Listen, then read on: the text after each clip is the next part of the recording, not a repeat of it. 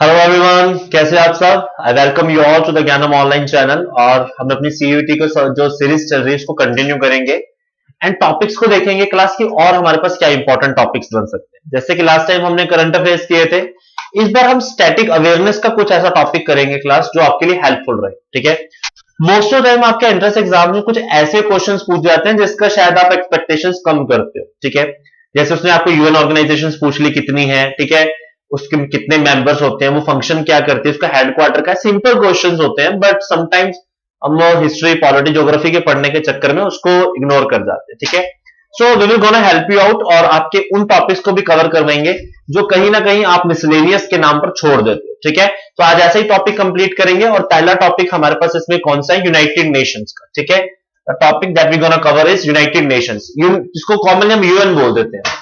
आजकल आप इसको न्यूज में बहुत सुन रहे होंगे क्योंकि बार बार एक सिस्टम चल रहा है कि रशिया यूक्रेन के वॉर के लिए कि कहीं ना कहीं यूएन से प्रेशर बनवाया जाए, यूएन के अंदर वोटिंग हो, वो रशिया के ऊपर प्रेशर डाले कि वो यूक्रेन पे वॉर रोके। ठीक है, क्योंकि यूनाइटेड नेशंस के ऐसे फंक्शंस हैं कि वो इंटरनेशनल लेवल पर कुछ ऐसे फंक्शंस को परफॉर्म करता है ताकि दुनिया सुचारू रूप से चलती रहे। There should be a no hindrance in the working of the world. तो किसी ना किसी तरीके से हमें क्या करना है, इस चीज को कंटिन्यू रखना है। ठीक है, मेरे पीछे आप ये बिल्डिंग देख रहे हैं, बहुत खूबसूरत सी बिल्डिंग है आपके नॉर्थ अमेरिका में, that is in New York city, बहुत फेमस सिटी है। चलिए जानते हैं कि है क्या एक्चुअल में आपका ये जो यूनाइटेड नेशंस है। It is an intergovernmental organisation. जैसे हम लोग ना पार्लियामेंट बनाते हैं ना क्लास, हम अलग अलग डिस्ट्रिक्ट से एमपीज को चुनते हैं या हम विधानसभाएं बनाते हैं, अलग अलग तरीके से मेंबर्स चुने जाते हैं। लोकसभा क्या है, it's a group of the people who has been elected from the different parts of the country. ऐसे यूनाइटेड नेशंस के अंदर भी हम लोग क्या करते हैं, इंटर गवर्नमेंटल एक सिस्टम बनाते हैं। दुनिया की बाकी सारी जो गवर्नमेंट्स हैं उनसे मिलकर हमने यूनाइटेड नेशंस का निर्माण कर दिया। ठीक है, मतलब दुनिया की जो मेन कंट्रीज हैं उन लोगों ने मिलकर एक सेटअप बनाया है, और वो सेटअप दुनिया के लिए कुछ डिफरेंट डिफरेंट फंक्शंस परफॉर्म करने का काम करती है। जैसे कि सबसे पहले to maintain international peace and security, दुनिया में शांति बनी रहे।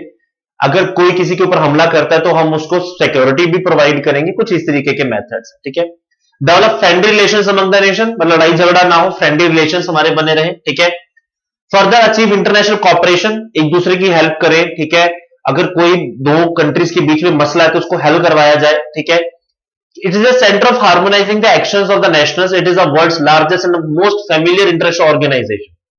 इस ऑर्गेनाइजेशन का क्लास मेन काम यह हो जाता है कि कहीं ना कहीं दुनिया को एक पर्टिकुलर वे में चलाने का तरीका ढूंढते हैं। ठीक है, तरीका कैसा होगा जिसमें आप पीस एंड सिक्योरिटी को मेंटेन करोगे, म्यूचुअल कॉपरेशन के ऊपर बात करते हो। ठीक है, कि आपस में सहमति बनी रहे, दो कंट्रीज के बीच में फ्रेंडली रिलेशंस बने रहे, है ना। जैसे हम देखते हैं दुनिया में हर कंट्री के बीच में कहीं ना कहीं डिस्प्यूट है, इंडिया पाकिस्तान के बीच में डिस्प्यूट है, अभी रशिया यूक्रेन का आप देख रहे हो, North Korea South Korea is a very finest examples. ठीक है, साउथ सुडान नॉर्थ सुडान अभी स्प्लिट हुए हैं। तो यू विल सी अमेरिका और मैक्सिको, तो you will see there is a number of conflicts with different countries. But हर बार वॉर सोल्यूशन नहीं होता ना, कि तोप उठाई चलो रंगीला जी चढ़ के चढ़ाई कर ली और हो गया काम, है ना, ये काम नहीं होगा। सो उसके लिए हम लोग कुछ सिस्टम मेंटेन करके चलते हैं। जंगल राज नहीं होना चाहिए, वो मिर्जापुर नहीं बननी चाहिए कि चलो कुछ नहीं हो रहा तो कट्टा उठाया ठोक दिया किसी को भी, वो काम नहीं होना चाहिए। उसके लिए हम एक सिस्टम को मेंटेन करते हैं और यूएन इसके लिए बनाई गई थी। ठीक है, और 1945 के अंदर जब सेकेंड वर्ल्ड वॉर खत्म होता है तो एक ऑर्गेनाइजेशन बनाई जाती है जिसका मेन टारगेट ये होता है कि अब दुनिया में दोबारा से थर्ड वर्ल्ड वॉर ना हो। ठीक है, फर्स्ट वर्ल्ड वॉर के बाद इसे लीग ऑफ नेशंस कहा गया था, लेकिन लीग ऑफ नेशंस फेल हुई और सेकेंड वर्ल्ड वॉर हुआ, और वो बहुत ज्यादा डिजास्टर्स प्रूव हुआ। अब उस डिजास्टर को ओवरकम करने के लिए आपने एक ऐसी ऑर्गेनाइजेशन बनाई जो कि उसकी कॉन्ट्ररी काम करे और थर्ड वर्ल्ड वॉर को प्रिवेंट करे। So from there it comes. ठीक है, तो इसके काफी सारे फंक्शंस है, इसको हम देखते हैं कि इसका सिस्टम क्या है। बेसिकली इसका जो इंटरनेशनल हेड ऑफिस न्यूयॉर्क में, जैसे मैंने आपको बता ही दिया, इट्स इन न्यूयॉर्क। इसके और भी कई सारे मेन ऑफिस हैं, जैसे जिनेवा के अंदर है, निरोबई में है, विनियाना में है, हेग में है। ठीक है, तो अब इसको डिस्कस करते हैं कि कहां पर क्या क्या है और इसकी ऑर्गन्स क्या है, यूनाइटेड नेशंस के और क्या क्या ऑर्गन्स हैं। ठीक है, सो कंटिन्यूइंग विद दैट, सबसे पहला जो इसका प्रिंसिपल ऑर्गन हम लोग देखते हैं क्लास, उसको हम बोलते हैं जनरल असेंबली। ये बिल्कुल ऐसे जैसे हमारी लोकसभा। ठीक है, इसमें हर कंट्री के कुछ मेंबर्स होंगे, वो वहां जाएंगे, वोट कर सकते हैं, अपनी बात रख सकते हैं। इंडिया के मेंबर्स भी हैं, पाकिस्तान के भी हैं, इंडिया पाकिस्तान के बीच में कुछ कॉन्फ्लिक्ट है तो हमारा डेलीगेशन वहां पर उस बात को रख सकता है, ठीक है। सो लेट अस सी 193 मेंबर्स इसकी मेंबर है आज की डेट में क्लास, ठीक है। दुनिया के जितने भी मुल्क हैं, वैसे यूनाइटेड नेशंस एट प्रेजेंट 205 मुल्कों को रिकॉग्नाइज करती है। वैसे ओवरऑल दुनिया में 250 कंट्रीज हैं, but there are some countries which has been not recognised by the UN United Nations. तो उन 205 कंट्रीज में से तकरीबन 193 कंट्रीज हैं जो इसकी मेंबर है, ठीक है। 193 general assembly is headed by the president who is elected for 1 year tenure and is headquarter in New York USA. सबसे पहला वो कहता है कि आपका जो प्रेसिडेंट है वो कितने साल के लिए चुना जाता है, 1 साल। अब ये क्वेश्चन का पेपर है क्लास, आपको पूछा जा सकता है कि जनरल असेंबली का जो प्रेसिडेंट है वो कितने साल के लिए चुना जाता है, that is for 1 year. Second question कि इसका हेडक्वार्टर कहां पर ही है, जनरल असेंबली का भी हेडक्वार्टर कहां है, अमेरिकन आपके न्यूयॉर्क में, ठीक है। फर्दर वो कहता है कि इसकी मीटिंग कितनी होती है, वंस इन अ ईयर, और होती कब है, सितंबर में। ये भी पूछा जा सकता है कि जनरल असेंबली का मीटिंग टाइम कौन सा है, that is the month of September. और ये जनरल असेंबली हॉल इसी बिल्डिंग के अंदर है जिसकी हमने स्टार्टिंग में फोटो देखी थी, ठीक है। The assembly hall also meets eight other time of the year depending upon the task. लेकिन अगर कोई इमरजेंसी है, जैसे जनरल असेंबली रिसेंटली मिली थी आपके यूक्रेन और रशिया के मुद्दे को लेकर, ठीक है, तो ऐसा भी हो सकता है कि किसी पर्टिकुलर मुद्दे के अंदर भी आपको मिलना पड़ जाए और आप मिलते हो उस केस में, ठीक है। Further the United Nation General Assembly makes recommendation to countries on matter with in the competence. आप रिकमेंडेशंस भी देते हो, ठीक है। बाउंड करोगे नहीं करोगे वो अलग से बात है। जैसे इन्होंने इंडिया पाकिस्तान को कई बार बोला कि आपस में बैठ के मसला सुलझा लो, फिर कई बार ये खुद ही कह देते हैं कि नहीं तुम्हारा इंटरनल मैटर है देख लो। तो कई बार ऐसी चीजें भी देखने को मिलती है, बट कोशिश की जाती है कि अगर इंटरनेशनल म्यूचुअल कॉपरेशन बना के रखना है, फ्रेंडली रिलेशंस बना के रखने हैं, वॉर ना हो, इसलिए कोशिश की जाती है कि लोगों को रिकमेंडेशंस की कि क्या कही जाए, कि बाउंड की जाए, आप उसको सुनो उसको करो, ठीक है। चलिए आगे की तरफ देखते हैं। नेक्स्ट इसकी जो इंपॉर्टेंट बॉडी है उसको हम बोलते हैं security council. First was general assembly, second is security council, ठीक है। The primary responsibility of maintaining peace and security in the world lies to the United Nation Security Council. दुनिया में पीस बना रहे, थर्ड वर्ल्ड वॉर जैसा ना हो, एक दूसरे को सिक्योरिटी प्रोवाइड की जाए। जैसे यूक्रेन के केस में भी वैसे तो प्रॉमिस किया गया था नाटो के थ्रू और यूनाइटेड नेशंस के थ्रू कि अगर कल को कुछ ऐसा होता है तो हम रशिया को काउंटर करेंगे, बट अनफॉर्चुनेटली ऐसा हुआ नहीं है। And right now when we are recording this, आपको पता होगा कि 73rd डे चल रहा है आपके वॉर का। मॉडर्न डे एरा में इतना लंबा वॉर कभी नहीं चले हैं, ठीक है। अगर मैं पिछले 10-20 साल की बात करूं तो ये बहुत लंबा टेन्योर है जब इतने लंबे लंबे वॉर्स आपके चल रहे हैं, ठीक है। फिर यूनाइटेड नेशंस के अंदर आपके पास 15 मेंबर्स हैं, ठीक है, टोटल, जिसमें से 5 परमानेंट मेंबर होते हैं और 10 टेम्परेरी मेंबर्स होते हैं जो कितने साल के लिए आते हैं, 2 साल। अब आपको यह भी क्वेश्चन पूछा जाता है कि टोटल नंबर ऑफ मेंबर्स कितने हैं, 15। 15 को स्प्लिट कैसे करोगे, 5 + 10 में। 5 हमेशा क्या रहेंगे, जो कि परमानेंट होंगे, और 10 मेंबर्स ऐसे हैं जो कि कितने साल के लिए अपॉइंट होते हैं, 2 years. At present India United Nation Security Council का टेम्परेरी मेंबर है, परमानेंट नहीं है, टेम्परेरी मेंबर है, ठीक है। You have to remember this, ठीक है। अभी देखते हैं कि 5 परमानेंट मेंबर्स कौन से हैं क्लास, ठीक है। So out of 10 temporary members, 5 Asia और अफ्रीका से आते हैं क्लास, ये आपको याद रखना है। 2 आप लैटिन अमेरिका से लोगे, दैट इज साउथ अमेरिका। 1 आप लोगे ईस्टर्न यूरोप से और 2 लेते हो आप वेस्टर्न यूरोप के रीजन से, ठीक है। ये आपका स्प्लिट है 10 मेंबर्स को चुनने का, ठीक है। Talking about the for the 5 permanent members, तो वो लोग हैं क्लास जो सेकंड वर्ल्ड वॉर के विक्टोरियस थे, जो जीत गए। तो हेगेमनी तो बनती है ना भैया, जीत गए हो तो दबदबा तो तुम्हारा ही होगा। तो USA, UK, France, Russia, China, ये 5 दुनिया की मेजर कंट्रीज हैं, मिलिट्री पावर्स भी हैं। हालांकि इंडिया आज की डेट में तीसरे नंबर पर आती है, बट अभी परमानेंट मेंबर नहीं है, ठीक है। और कई लोग ऐसा कहते हैं कि इंडिया को परमानेंट सीट काउंसिल इशू हुई थी कभी, फिर बीजेपी ने एक बहुत बड़ा एजेंडा बनाया था कि चाइना जवाहरलाल नेहरू जी ने चाइना को बोल दिया कि आप परमानेंट मेंबर बन जाओ। So truth is that India was never been offered the seat of permanent council, क्योंकि पूरे दुनिया के जो मेजर कॉन्टिनेंट्स हैं उसमें से आप हर कॉन्टिनेंट से एक ही कंट्री को लेते हो, ठीक है। There are few exceptions in that.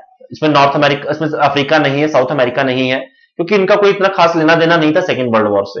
तो जो मेजर कंट्रीज विक्टोरियस निकल कर आई, as a military power emerge होती है, वही इसकी मेंबर है, ठीक है। USA was one of them, UK was one of them, France is one of them and Russia. इन्हें एशिया से एक कंट्री चाहिए थी, तो उनको लगा कि China is far superior in the terms of technology and in the militarization, so has been offered the permanent seat, ठीक है। चलिए, discussion can be taken by the council by vote if is by 9 out of 50 members vote yes. However, if the permanent members votes no, that is the use their veto power, then the resolution is not passed. कहता 15 members है, 15 में से अगर 9 members vote कर देते हैं और वो किसी फेवर में जाते हैं तो बाउंड हो जाता है, आपको करना पड़ता है, ठीक है। लेकिन अगर जो 5 परमानेंट मेंबर्स हैं उसमें से कोई भी एक बंदा नो में वोट डाल देता है तो सारा रेजोल्यूशन खत्म हो जाएगा। फिर वो नो वोट मैटर नहीं करेंगे, वो एक वीटो पावर मैटर करेगी, और वीटो पावर सिर्फ 5 कंट्रीज के पास है class, USA, UK, France, Russia और चाइना। जो 5 परमानेंट मेंबर हैं इन्हीं के पास वीटो पावर है। तो मतलब अगर इन 5 लोगों ने किसी में यस या नो की है तो दैट विल स्टे, वो डिसीजन ही बाउंड रहेगा, बाकी कहीं कुछ मैटर नहीं करता है, ठीक है। चलिए, द यूनाइटेड नेशंस जो सिक्योरिटी काउंसिल है ये डिसीजंस लेती है और कंट्रीज के ऊपर लगाती है और लीगली बाउंडेड है, ये ध्यान रखना, अगर होता है तो लीगली बाउंडेड है। और हेडक्वार्टर इसका भी कहां पर है क्लास, न्यूयॉर्क में ही है, ठीक है। चलिए नेक्स्ट देखते हैं, इकोनॉमिक एंड सोशल काउंसिल। नाम से क्लियर हो जाएगा कि दुनिया में इकोनॉमिक और सोशल एस्पेक्ट बनाए रखना है हमें, ठीक है। ये एक सेंट्रल मैकेनिज्म एक्टिविटी है आपके इस यूएन की, जो कि स्पेशलाइज्ड होती है कि इकोनॉमिक, सोशल, इन्वायरमेंट की फील्ड, सब्सिडीज और एक्सपर्ट बॉडीज हैं जो कि काम सिर्फ किसके लिए करती हैं कि ओवरऑल आपका इकोनॉमिक और सोशल डेवलपमेंट बना रहे, दुनिया में कहीं पर भी आर्थिक तौर पर और सामाजिक तौर पर किसी का शोषण ना हो, उसके ऊपर ध्यान रहता है इनका, ठीक है। It provided platform for the reflection, debate and innovative thinking of sustainable development. जैसे कि आपने सुना होगा 17 सस्टेनेबल डेवलपमेंट गोल हमें दिए गए हैं, जैसे कि सैनिटेशन की प्रॉब्लम्स को कैसे सॉर्ट आउट करना है, विमेन सेफ्टी कैसे हो सकती है, एजुकेशन में हम कैसे इंप्रूवमेंट कर सकते हैं, हेल्थ के ऊपर क्या है, कंस्ट्रक्शन बिल्डिंग्स को हम कैसे कर सकते हैं, वाइल्ड लाइफ सेंचुरीज, इन्वायरमेंट को कैसे बचा सकते हैं, ऐसे 17 डिफरेंट टाइप्स ऑफ गोल्स हैं, ठीक है। जेंडर बाइसिंग नहीं होनी चाहिए, gender equality should be there. तो ये चीजें जो आती है ना, इसके लिए बहुत बड़ा रोल कौन प्ले करती है, आपकी इकोनॉमिक सोशल काउंसिल्स, ठीक है। इसके 54 मेंबर्स हैं, जिसको कहां से इलेक्ट किया जाता है, जनरल असेंबली। जो जनरल असेंबली के 193 मेंबर्स थे उसी में से 54 मेंबर्स चुने जाते हैं, जो कि आपकी क्या बना देते हैं, सोशल एंड इकोनॉमिक काउंसिल्स, ठीक है।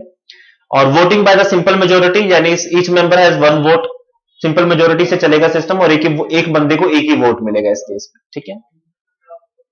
फर्दर ये भी यूएन एजेंसीज लाइक आपके फूड एजेंसीज हैं, food and agriculture organisation, UNESCO, UNICEF, international labour organisation, ये आपकी इकोनॉमिक एंड सोशल काउंसिल के साथ मिलकर ही डिसीजन लेती है। जैसे आज इंडियन लेबर और इंटरनेशनल लेबर ऑर्गेनाइजेशन को डिसीजन लेती है, ठीक है, कि 5 डेज वर्किंग सिस्टम पूरे वर्ल्ड में लागू कर देते हैं।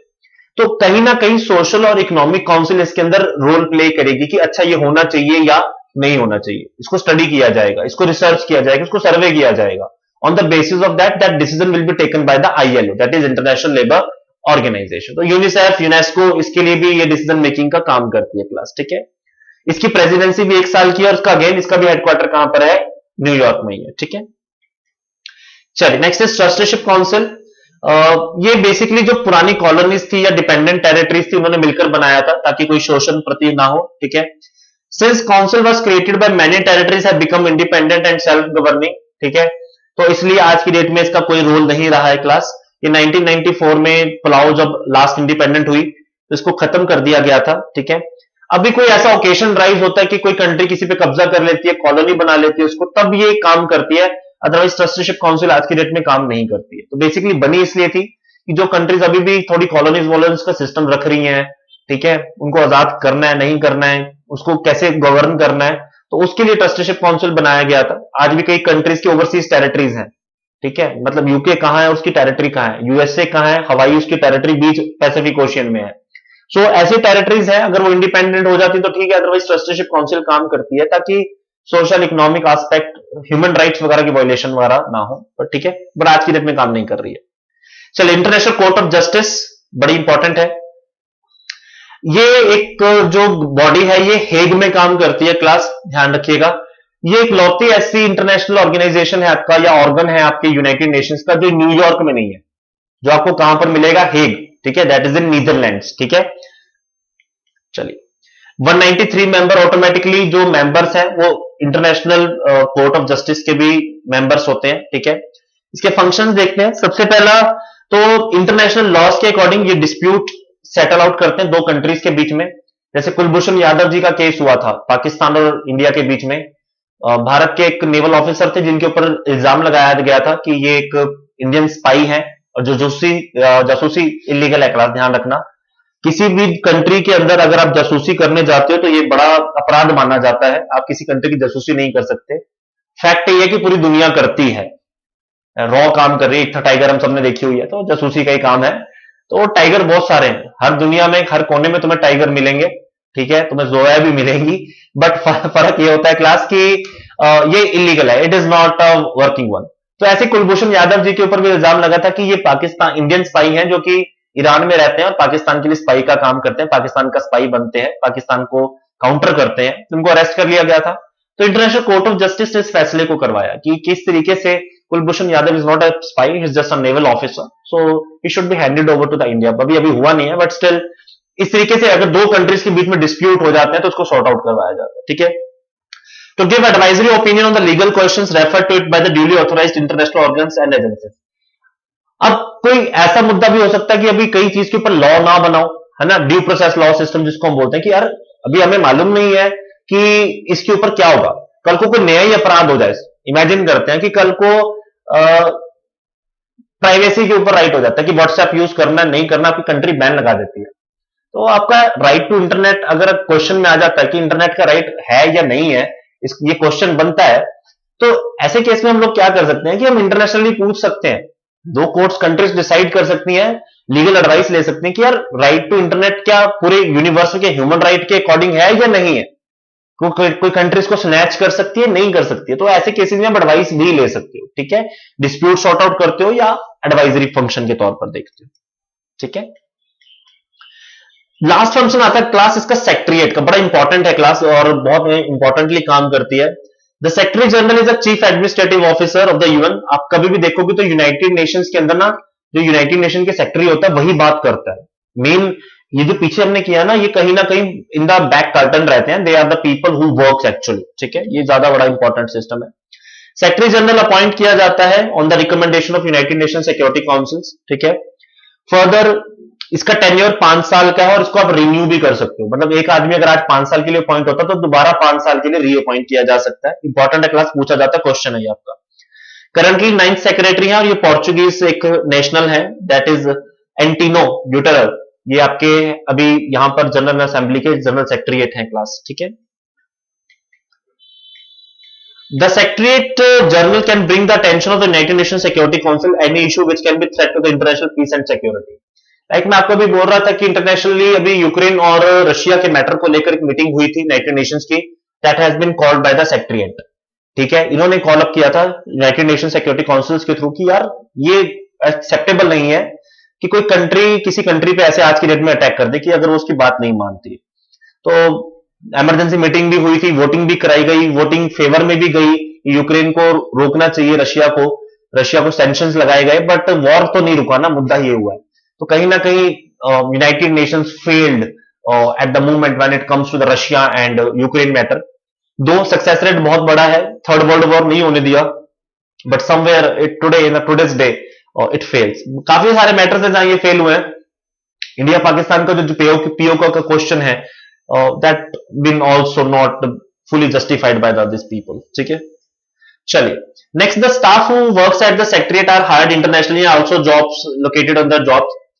मजे की बात है क्लास कि आप भी यहां पर जॉब कर सकते हैं। आने वाले टाइम में आप यूनिवर्सिटी से पढ़ते हैं, किसी ऐसे सब्जेक्ट में स्टडी करते हैं जिसकी डिमांड यहां पर रहती है, तो आप इंटरनेशनल टाई अप के लिए भी जा सकते हैं। अगर आपने 2 स्टेट्स मूवी देखी है तो आपने देखा होगा कि अर्जुन कपूर को टाई अप मिलता है यूनाइटेड नेशंस के साथ काम करने का, ठीक है। हालांकि वो बिल गेट्स की जो बेटी के दिखाया गया है कि उनके साथ टाई अप में जाते हैं, लेकिन वो बेसिकली यूनाइटेड नेशंस के वर्क के लिए वहां जाते हैं, ठीक है।